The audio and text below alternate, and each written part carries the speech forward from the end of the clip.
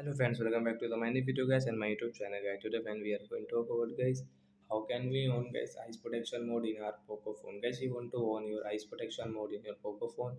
So when you can on it, and friends, now let's see guys how can we on eyes protection mode setting in our Poco phone today. I will show you in this video guys. So before starting video fan, first of all go and subscribe the channel guys, click the bell icon, like the video. So first of all guys, we will on our phone setting. After on phone setting guys, scroll it friends, you can see your display settings. So guys, tap here, again scroll friends, you can see guys your reading mode setting means eyes protection mode guys, you can say. So when you want to on guys your eyes protection mode, so when you can on from here, and guys you can change your eyes protection skin color mode guys, you can change from into paper and classic according to yourself. After on guys eyes protection guys, your skin color will different means change, and guys you can use your phone easily. So when your phone operate at night, so you should on guys your eyes protection mode guys, it is good for your eyes, then guys you can use your phone easily. So that's it guys, thanks for watching the video, bye guys.